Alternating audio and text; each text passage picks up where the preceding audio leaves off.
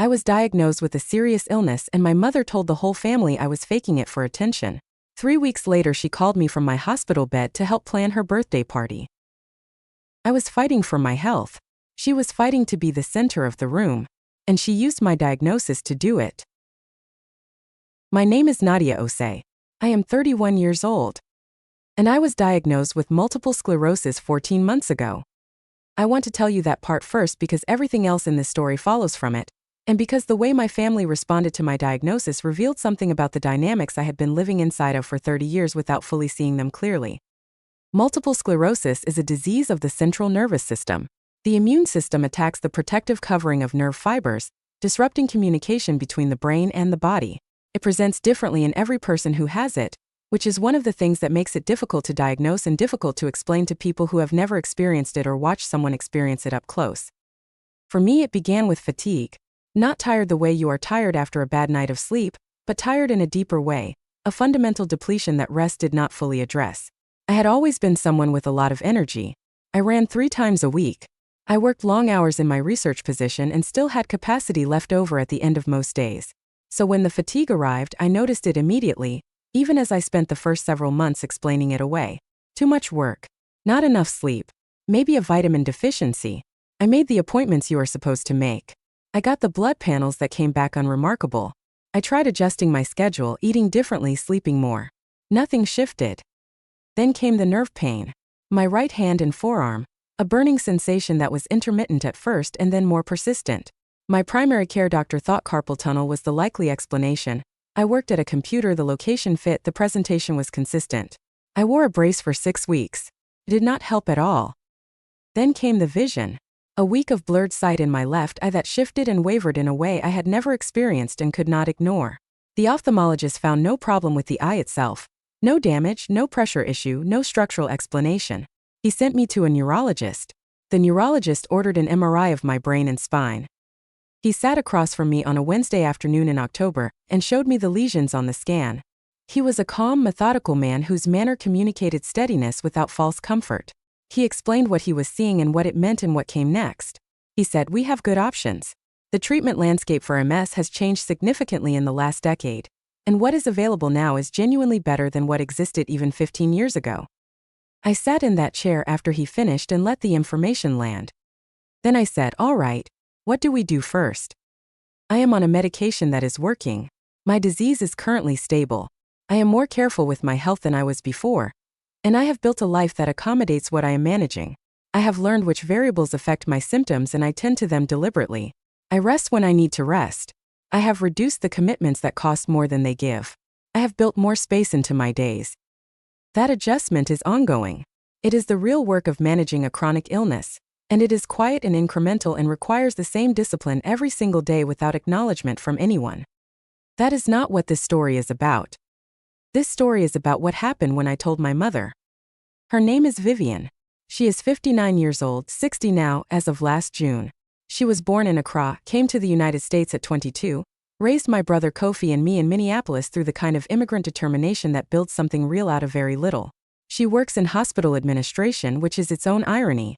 She has a beautiful home, a wide social circle, a reputation in the Ghanaian community in Minneapolis as a woman of generosity and warmth. She is warm. I want to say that clearly because it would be dishonest not to.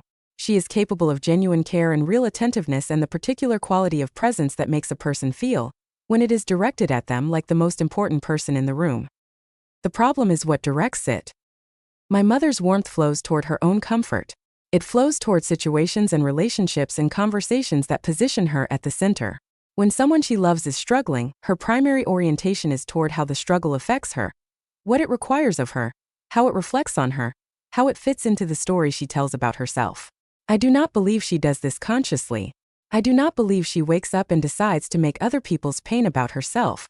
I believe it is simply the water she has always swum in, and like anyone who has been in the same water long enough, she has stopped being able to see it. But not seeing and not doing are different things. The effect lands the same way regardless of whether it is intended. I grew up understanding that my feelings were secondary to my mother's. Not because she ever said this. She is too intelligent to say it and too committed to her image as a loving mother to believe it about herself. But the structure of our household made it true without words.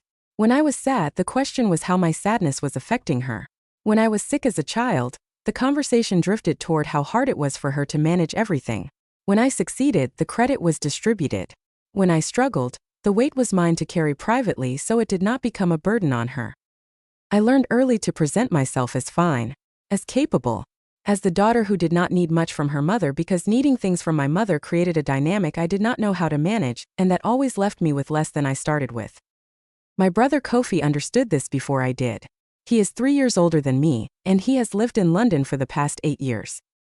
He left at 22 and never moved back, and the physical distance has been the solution to the closeness problem that he needed and that I was never quite able to arrange for myself. We are close. We talk on the phone more often than most siblings who live on different continents.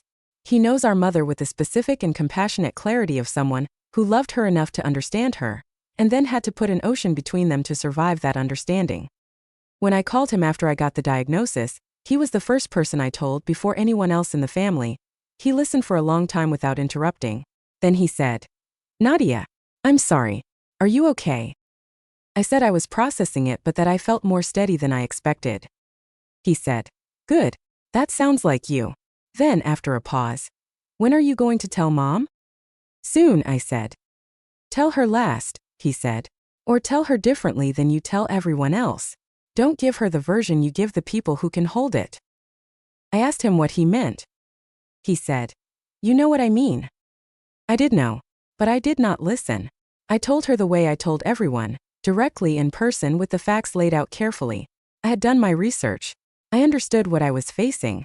I was afraid, but I was not falling apart, and I did not want to perform more distress than I actually felt because my mother has always been someone who amplifies distress rather than absorbing it. I told her on a Sunday afternoon in her kitchen. I brought the pamphlet my neurologist had given me.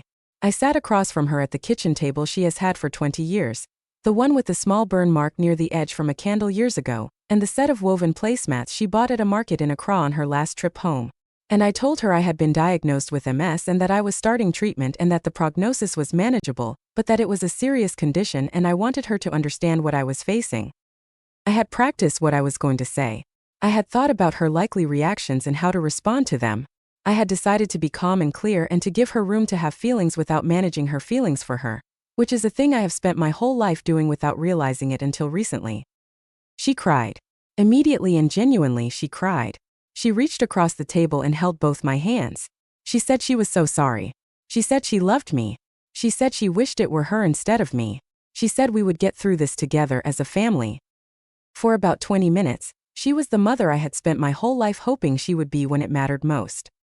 She asked good questions. What kind of MS was it? What did the treatment involve? How had I been feeling day to day? Whether my workplace knew and whether I needed to tell them, and what my insurance covered, and whether I was eating enough because she had read somewhere that diet could matter with inflammatory conditions. She was present, engaged. She looked at me with the specific attention of a mother taking in something serious about her child. I felt, sitting there across from her in her kitchen with my hands in hers, a relief I had not expected. I had been braced for something harder. I thought, maybe I had this wrong. Maybe she can do this. Maybe the thing I was afraid of is not the thing that is going to happen. Then the conversation shifted. It was gradual enough that I almost did not notice the movement. She began asking questions that were less about my condition and more about what other people would think. What would she tell her friends? What would she say to the women she saw every Sunday at church? Whether my father knew. My parents divorced when I was 14 and the relationship between them has been complicated and cold ever since. And whether she would have to deal with him calling her with opinions. Whether my job knew and whether it was a good idea for them to. And what would happen to my position if the illness progressed in certain ways. The conversation moved from my diagnosis to the management of the information, and the person at the center of that management was her. Not me. Her, what she would say, how she would handle it, what it would require of her in her social world. I watched it happen and I did not say anything because I told myself she was processing shock. This was the first hour. She was still absorbing it. People respond to news like this in different ways at first and then settle into something more themselves. I told myself to give her time. I gave her time. The time did not help. 3 weeks after I told her, I got a phone call from my cousin Abina. Abina is 2 years younger than me, and has always been direct in the way that people are direct when they have decided that honesty matters more than social ease. We are not especially close in the way of cousins who see each other constantly, but we have always trusted each other in a specific way. The trust that comes from both growing up adjacent to the same dynamics and having developed separately the same assessment of what those dynamics are. She called on a Tuesday evening while I was making dinner. I almost let it go to voicemail. I picked up because I could see from the call that she had tried once already and hung up, and 2 tries means something specific. "I need to tell you something," she said. "I am telling you because I would want to know if I were you." She told me that at a family dinner the previous weekend, a dinner I had not attended because I was managing a symptom flare that weekend and needed to rest, my mother had spoken about my health to the assembled aunts and cousins. Not in a way that was overtly malicious, in a way that was careful, delicate, the tone of a woman who is trying very hard to be fair. She had said she was worried, but that the doctors might be running unnecessary tests. She had said that Nadia had always been a little dramatic. She had said she couldn't help wondering if the whole thing was being exaggerated, and that she hoped everything would turn out to be less serious than it seemed right now, and that it was hard to know what to make of it. Abina said. "She didn't say you were lying. She said it in a way where she didn't have to say that. But everyone at that table understood what she was saying." I sat down. "Who was there?" I asked. She named them. My Aunt Clara, who is my mother's older sister. My Aunt Dora, who is her younger. 3 cousins on that side. A neighbor who had become close to my mother over the last several years. 7 people. 7 people who now had, as their first framework for understanding my diagnosis, my mother's suggestion that it might be exaggerated. 7 people who, every time they heard anything about my health from me or about me going forward, would run it through the question she had quietly planted: is this real or is Nadia being dramatic? I thanked Abina. I told her she had done exactly the right thing. Then I sat in my apartment on a Tuesday evening in November with my half-finished dinner going cold on the stove, and I thought about the word dramatic. It is a specific word. It is the word you use to dismiss someone's experience without technically calling them a liar. It provides the person who uses it with a layer of plausible deniability. I never said she was making it up, I just said she tends toward the dramatic, while accomplishing the exact same thing that calling someone a liar accomplishes. It plants a seed in the listener's mind. It installs a frame.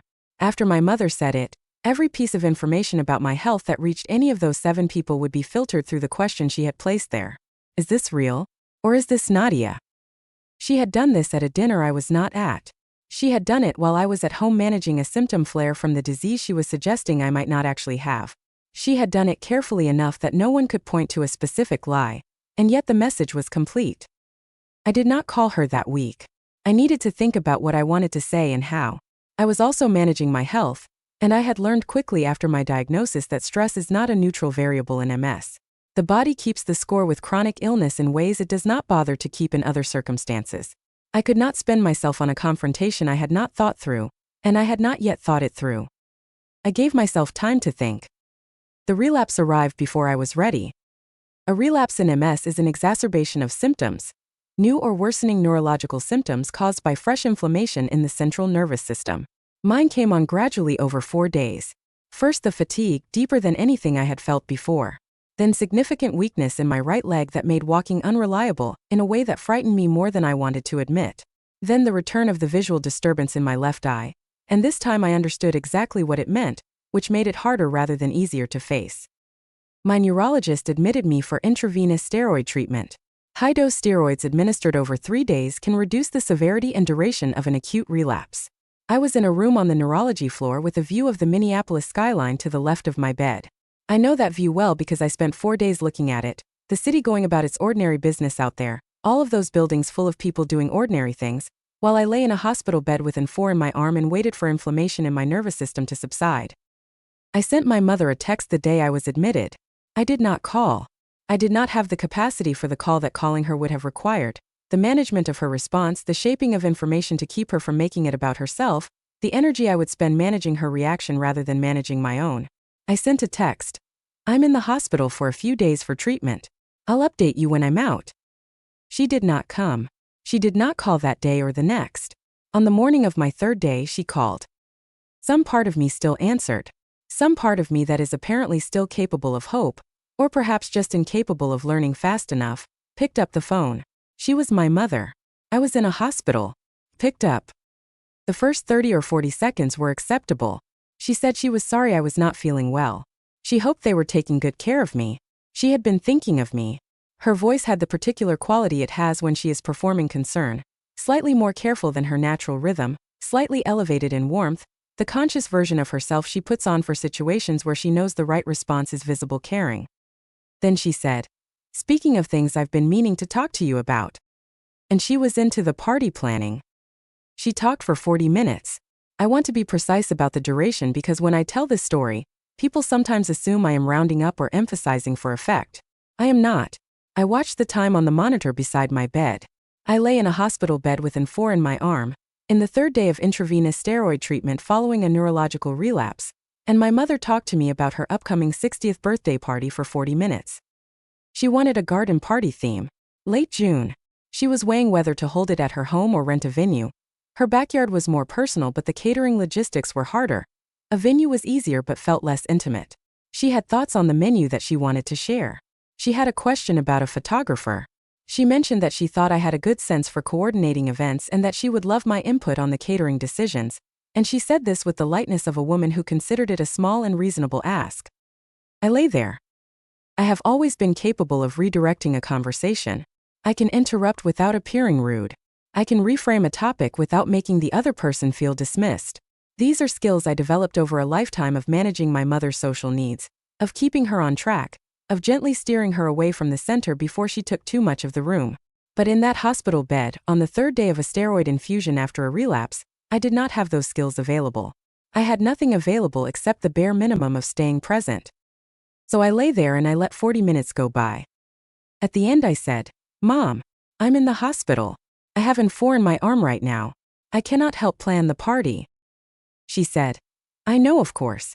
I'm not asking you to do anything right this minute.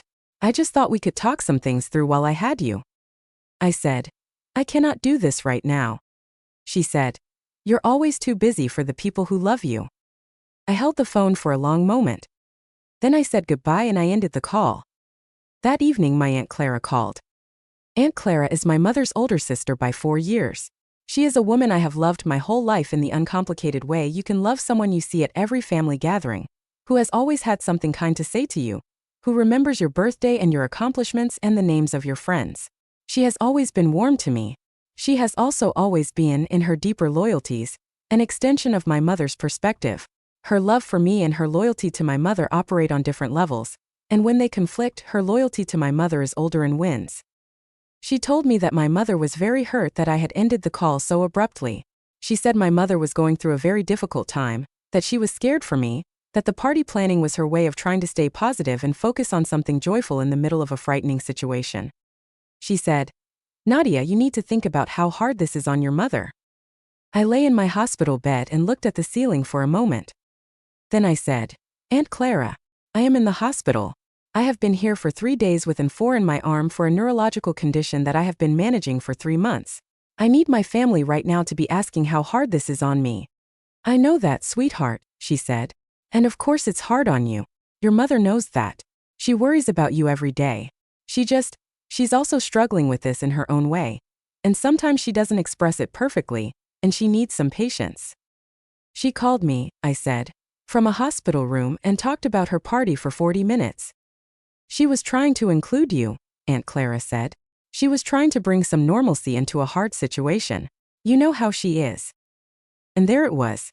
The sentence that has been operating in my family my whole life. You know how she is. The sentence that does the work of asking everyone around my mother to absorb and accommodate an excuse and adjust and work around and manage, because that is simply how she is and accommodation is the price of being in relationship with her. You know how she is. I did know how she was. I had known my whole life. And the problem was not that I did not understand her. The problem was that I was lying in a hospital bed, at the end of 3 days of treatment for a real neurological disease that my mother had spent the last month suggesting to family members might not be real, and the conversation had turned, within 24 hours of a phone call in which she asked me to plan her party from my hospital room, to how I needed to be more patient with my mother's feelings. I thanked Aunt Clara for calling. I told her I needed to rest. I said goodnight and I put the phone down. I stared at the Minneapolis skyline until the night nurse came to check my line. The city was dark by then, the buildings lit from within, the skyline I had been looking at for 4 days doing its quiet thing on the other side of the glass. That was the night things became clear to me in a way they had not been before. Not clear as in new information. I had known the shape of my mother my whole life. Kofi had named it for me years ago. I had circled it myself in therapy, in conversations with Simone, in the private accounting I kept of how I felt after spending time with her versus before. I had known. What became clear that night was the specific impossibility of what I had been hoping for. I had been hoping that the diagnosis would be serious enough to finally reach her. That an MRI scan with visible lesions, a neurologist's office, a written diagnosis, a hospital admission, that this accumulation of undeniable reality would shift her orientation, even briefly, away from herself and toward me. It would not. It never would. Not because she was incapable of love, I believe she loves me, but because the structure of how she moves through the world is built in a way that redirects everything eventually back toward her. This is not a choice she makes in any conscious moment. It is the architecture of who she is. And I had been spending my adult life trying to find the right combination of circumstances that would make her choose differently. There is no such combination. I understood that in a hospital room on a Thursday evening in January while the night nurse checked my 4-line and the Minneapolis skyline did its quiet thing outside the window. When I left the hospital the following morning, I made a set of decisions with clarity I had not had before. I was not going to cut my mother out entirely. I am not a person who makes irrevocable decisions in the immediate aftermath of something hard, because I have learned about myself that those decisions can carry the emotion of the moment in ways I do not always want to ratify later. I needed time and distance before I decided what the permanent shape of things would be. What I could decide immediately was this. My mother would not be included in my medical life. She would not be the first call when something changed. She would not receive private updates before anyone else. She would not be the person I turned to when I was afraid, because she had shown me specifically and clearly that she could not hold fear without turning it toward her own use. And I would stop attending family events where her version of my diagnosis was the operating reality and mine was not present to offer a correction. I could not control what she said to people, but I could stop standing in rooms where what she said was the frame everyone was working from, while I pretended not to know it. I called Kofi that evening from the hospital parking garage, sitting in my car before I drove home. He picked up on the second ring. I told him what had happened. The whole of it, the text I had sent, the 2 days of silence, the third-day call, the 40 minutes, the sentence about being too busy for the people who loved me. The call from Aunt Clara. You know how she is. He was quiet for a moment. Then he said, "I'm sorry, Nadia. I'm sorry I'm not there." "I know," I said. "Are you okay?" "I think so," I said. "I think I finally understand what you understood when you left." He was quiet again for a moment. Then he said, "It took me leaving to understand it. I'm sorry it took you this to get there." We talked for another hour. About our mother, about the family, about what it means to love someone whose way of loving is structured around their own comfort. About how you hold grief for the parent you needed and the parent you got, when they are the same person and the difference between them is not a failure of love but a failure of capacity. That is the conversation I needed to have. Not with my mother. With the person who understood the same thing from the inside. I drove home. I rested. I started the work of arranging my life without my mother at the center of it. That work is ongoing. It is the real work, not the medical management, not the medication, but the interior reconstruction of a self that was built, in part, around the shape of her. There was no version of my illness that would be real enough or serious enough or visible enough to matter more than my mother's need to be the center of the room. Not an MRI with lesions on it. Not a relapse. Not a hospital admission with an 4 in my arm. If I had called her from that bed and wept and told her I was frightened, which I was deeply quietly, in the way of people who have learned that visible fear costs more than it yields, she would have gathered that fear and used it to position herself as the suffering mother, the woman whose daughter was ill, the one bearing the weight. There was no configuration of my pain that would not be redirected back toward her. I had known this my whole life. I had just never had it demonstrated so specifically. When I left the hospital on the 4th day, I made some decisions. I was not going to cut my mother out of my life entirely. She is my mother, and I am not a person who makes permanent absolute decisions in the midst of an acute crisis. I was also aware that my judgment in the weeks after a relapse is colored by the physical and emotional cost of it, and I did not want to do something I could not undo simply because I was at a low point. What I decided was this. I was not going to include my mother in my medical life anymore. She would not receive updates about my health before the general family did. She would not be the person I called when something shifted. She would not be the person I processed my fear with, because she had shown me clearly that she could not hold it without turning it to her own use. And I was not going to attend family events where her version of my diagnosis would be operating in the room unchallenged, shaping everyone else's understanding of what was happening with me, while I smiled and pretended I did not know what she had said and what she was still saying. I told Kofi in London. He said, I know. I'm sorry I wasn't there. I told my closest friend Simone, who had been my steadiest source of support through the diagnosis and the relapse and the long ordinary work of managing a chronic illness. Simone did not say anything for a moment. Then she said, You are the least dramatic person I know. Your mother knows that too. That's why she said it. That sentence has stayed with me. She said it because she knows it's not true. That is a specific kind of cruelty. Not the cruelty of a person who genuinely misreads someone. The cruelty of a person who reads someone accurately and uses what they know. My mother now tells people that I pushed her away after my diagnosis, that I changed, that she has no idea what she did wrong. She says this from what I hear through cousins and through Abina, who still tells me what she hears, with genuine bewilderment. And I do not know how much of the bewilderment is performed and how much is real. I have come to believe, after a great deal of thought, that she may genuinely not have a clear memory of the phone call from the hospital. She may genuinely not understand why I withdrew. Not because she is unintelligent, she is very intelligent. But because a person who has always been the center of every emotional situation does not develop the capacity to see how they operate. The impact of their behavior is invisible to them because they have never had to account for it. I do not say this to excuse her. I say it because it is the most accurate thing I can say. I have not corrected the record with the wider family. I have thought about it, about calling my aunts, about explaining in detail what happened and why I withdrew, about presenting the information in a way that would shift the framework from Nadia pushed her mother away to Nadia made a decision based on what her mother actually did. But doing that would require me to relitigate my private medical experience in a public family forum, to spend energy I do not have in reserve defending the reality of my diagnosis to people my mother has already primed to doubt me. It would mean fighting for my version of events in a space where her version has been circulating longer, and is more comfortable for the family to accept. That fight would cost more than it would gain. And I have a chronic illness. I do not have unlimited energy for fights that don't move the needle. What I have done instead is build the support structure I actually needed. My neurologist and his team are people I trust, and who treat me as a capable adult who participates in my own care. My closest friend Simone has shown up through the diagnosis, the relapse, and the long ordinary stretch of managing a life with MS, without requiring my illness to be about her or to perform health for her comfort. My brother Kofi calls every week from London. He asks real questions and listens to real answers and does not say things like you know how she is. Abina still tells me what she hears in the family. I am grateful for that. She is the kind of person who understands that honesty given with care is an act of love, even when the information is hard. I also found last spring a support group for women under 40 living with MS.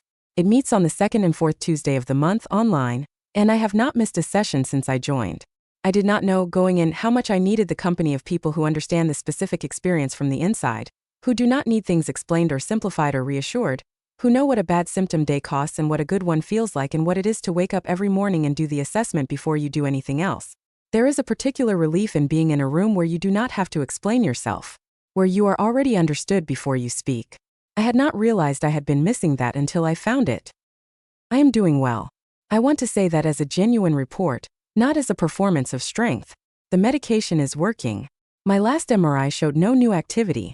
I have learned what I can sustain and I have arranged my days accordingly. I work in public health research, which I find meaningful and which accommodates what I need in terms of pacing and flexibility. I have a life that is good and is mine. My mother's 60th birthday party happened in late June. I saw photographs through Abina's account. It was beautiful. A garden party in her backyard. Exactly the theme she wanted, with a photographer who captured everyone well. The table settings were perfect. People were dressed well. The Ghanaian dishes came out beautifully. I was not there. She found someone else to help coordinate the catering, or she figured it out herself. She is a capable woman. She always has been. I think about the hospital phone call sometimes. I think about lying in that bed with the 4 in my arm, and the Minneapolis skyline out the window and my mother's voice in my ear explaining her vision for the centerpieces. I think about what it took to say, for once without apology or cushioning, I cannot help with this right now. And then to hold that position when she told me I was always too busy for the people who loved me. That sentence was engineered to make me give in. It was the sentence of a woman who has always known correctly that I would eventually give in, That I would apologize, regroup, and find a way to be what she needed even when I had nothing in reserve. She had said versions of it my whole life, and I had always responded by working harder to be enough. To need less. To take up less space in a room that she filled completely. I was 30 years old, lying in a hospital bed on the third day of a steroid infusion after a neurological relapse, being told by my mother that I was too busy for the people who loved me. And I finally heard it clearly. Not as a criticism I needed to address, as a pattern I needed to stop. So I stopped. I am 31 years old. I have MS and a good neurologist and a medication that is working and a support system built from the people who showed up when it mattered. I have a brother who calls every week. I have friends who ask how I am and wait for the real answer. I have a Tuesday night community of women who understand what I am managing without needing me to explain it. I do not have the mother I needed when I got that diagnosis. That is a real loss. I do not minimize it or move past it faster than it deserves. I carry it the way I carry the other things this year has asked me to carry.